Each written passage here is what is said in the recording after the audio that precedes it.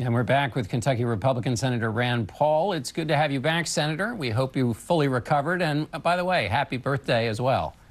Thank you. Thank you. I was wondering if I'd get any presents today, but I understand that the ethics rules of the Senate won't let me take any presents. But thanks for having me on. That's right. Well, your presence is our present. Thank you. How are you feeling, by the way? You know, a little better each day. It was sort of, I guess, a living hell for the first 4 or 5 weeks. You know, difficulty, couldn't get out of bed without assistance, 6 broken ribs, damage to my lungs, 2 bouts of pneumonia. I mean, it was really a tough go of it. But each day I feel a little bit better. You know, this last month I've been doing better. You haven't talked about the motivation for this, but I mean, there is an increased in politics today. Things have gotten a little bit uglier. Do you talk? Was that a part of what happened here? And do you talk about that with your colleagues? You know, my colleagues come up all the time, and they want to make sure that there is some kind of deterrence because people don't want to think that it's open season on our elected officials. You know, I was also at the baseball field when we were shot at with semi-automatic fire, and, you know, Steve Scalise was severely wounded, and I was 10 feet from a young staffer who was shot in the leg.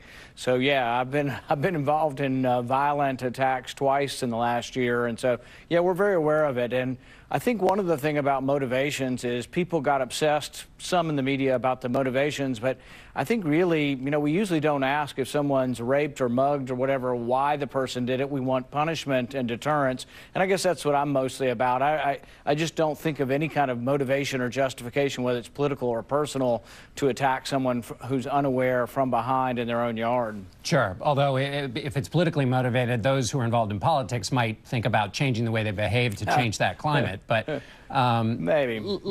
Let me ask you about the climate here in Washington, this new book about the White House, a lot of debate about it.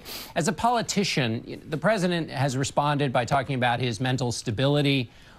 Why do you suppose he did that when instead he could say, forget this book, we've passed tax cuts, we're defeating ISIS, we've nominated a bunch of judges? Why do you think he did that?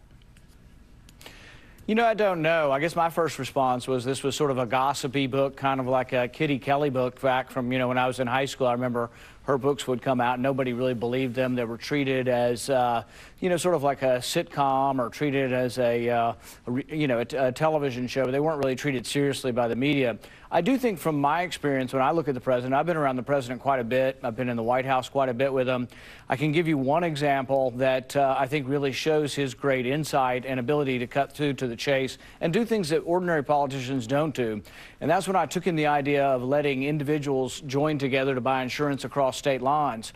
Every politician, Republican and bureaucrat in Washington said we couldn't do it, and they hadn't done it in 30 years. He looked at the original law. He told his lawyers, look at the original law and see if the interpretation of these previous government attorneys have been correct.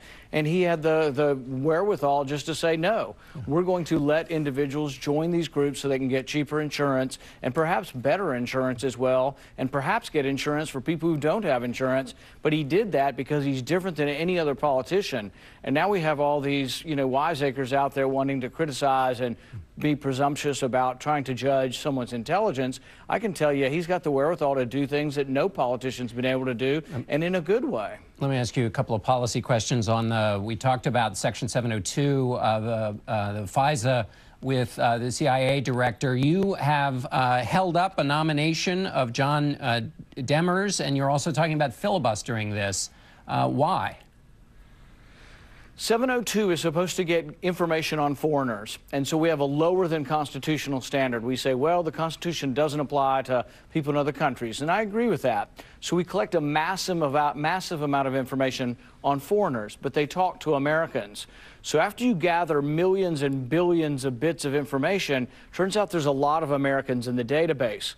What we don't want to happen is that domestic law enforcement, policemen and FBI are looking in a database that was collected without constitutional protections, and let's say they decide to prosecute medical marijuana people in Colorado, which is legal in Colorado, but now the federal government's talking about changing their policy and going after them. What if they're searching a database that was collected on foreigners to get incidental information on medical marijuana in Colorado? I have a real problem with that. So they should have to get a warrant before they look at that.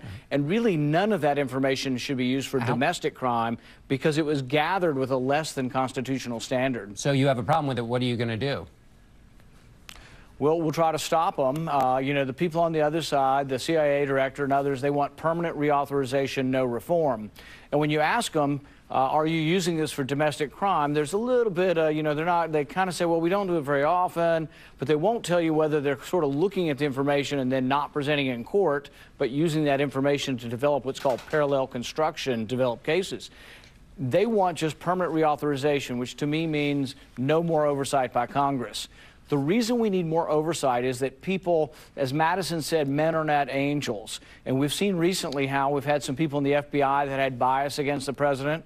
We also have seen now people in the Department of Justice who were married to people that were doing opposition research on Trump. So you can see how people are human and bias could enter into this. And the history of the CIA and the FBI are not without blemish. You know, the Hoover years are a great tarnish. We also had civil rights activists in the 60s illegally spied upon. We had Vietnam protesters illegally spied upon. And we had this great to-do, the Church Commission back in the 70s. And FISA was supposed to rein that in. But now many of us, Senator Wyden and I, have in a bipartisan way looked at this and said, my goodness, we have to defend the Americans' right to privacy. And right now, we're sort of a minority in the Senate. In the House, though, it's close to 50-50. All right, Senator, we're going to have to leave it there. Thanks so much, and happy birthday again. Thank you.